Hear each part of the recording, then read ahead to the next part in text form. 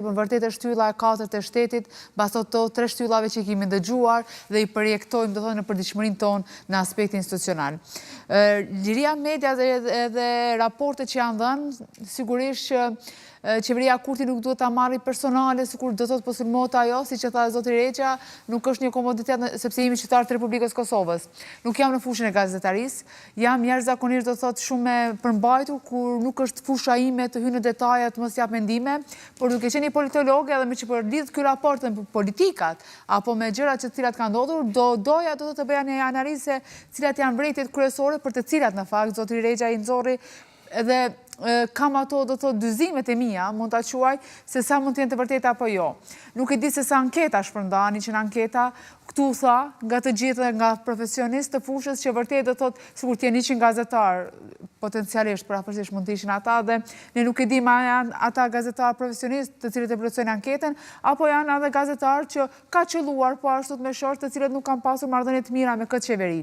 Gjithashtu e rëndësishme do thotë që përpos ligjin për KPM-n, që në fakt nuk mund të nxjerrësh asnjë gjë, do thotë të thuash e drejtë apo e gabuar kur vjen vendimi i gjykatës kushtetuese, shkelje, do thotë flagrante në miratimin e këtij ligji.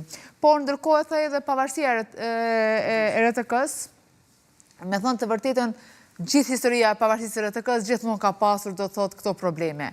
Kushdo që e din gjithmonë ka pas borde të politizuara, gjithmonë ka pasur do thotë A kanë qenë më të politizuara dikura janë sot? Nuk e di, e thash. Ka ma shumë reagime sot. Jo, sot po them.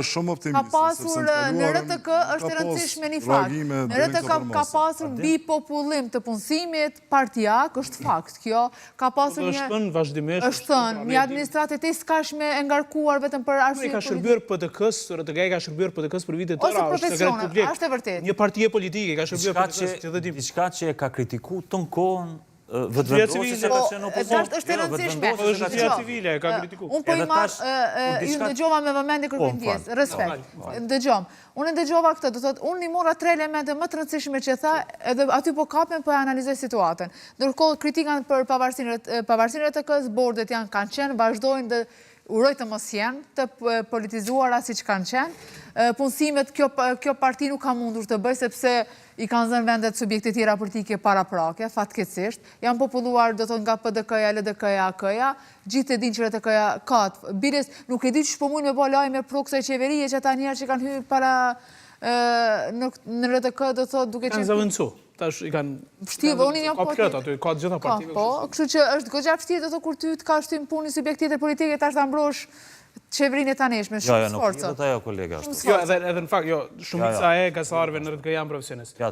Ka individ në menaxhment.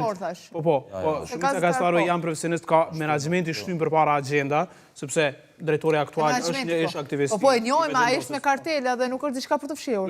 Atë e dim gjithë, po është publike. Jo, sa e kuptova prej raportit është ai rasti që ka pas. Dhe e tjetra është që është mediumi është shtyr përpara.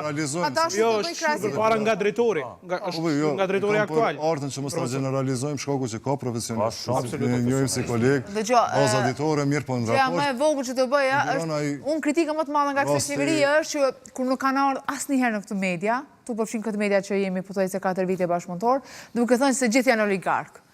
Prit, sepse nuk mund të thuar generalizim gjithë janë oligark. As unë nuk po them se gjithë gazetarët, atë që thatë ju po e ritheksoj, do thotë, ka vërtet profesionist. Mbasi kryeministri ka qenë për pranim ministrash e deputetësh. Dëgjoj. Për mua është etike, do thotë, është etike fillimisht të jetë prezant kryeministri se është zgjedhur nga populli për të përfaqësuar mendimet dhe për të bërë pyetje nga gazetarët. Ti zgjidhe mediumi, si kemi thënë hajde në TV-n, po ka gjithë këto medium me fatmirësisht Kosova zgjidh aty ku nuk ka një oligark. Askund s'ka folur. Ka folur media ndërkombëtare. Absolutisht. Intervistën e fundit ka dhënë për Top Channel. Po grita dumën shkruaj për neve. Kjo është në fakt injorim. A di çka i ka kushtuar më shumë ti këtij raporti? Në qoftë se gazetarët kanë bërë investim, është injorimi total i kësaj qeverie kashit gazetarëve. Raporti ka dalë në këtë nivel, në këtë vit pikërisht nga injorimi që ka qenë në fushat zgjedhore, ne kemi gjua që është përdorur i pritshme. E dyta ka qenë injorimi total nga media, nga ndaj gazetarëve. tash nuk është ndjenje mirë, po t'isha në rolin e gazetarit sinqerisht nuk është ndjenje mirë, unë shkojmë mbrapa kryeministit që 7 herë, 9 herë që ai vazhdon kuvend qeveri, edhe të mos thotë që po presim, s'paku një respekt të një Jo, është punë e gazetarit, se po është që ka gazetar që thonë na sollet 9 herë të vijmë, po dush është sepse kemi detyrimisht punë, për respekt, si kryeministri i vendit, sepse mund të ketë gazetar që kanë votuar Jo, ajo sjellja shihet nga kamera, shumë mirë se në mënyrë vizuale dhe secili le ta konstatojë. Jo, tregon edhe gjuha, zotri deputet, a është edhe gjuha trupit, gjuhë komunikimi?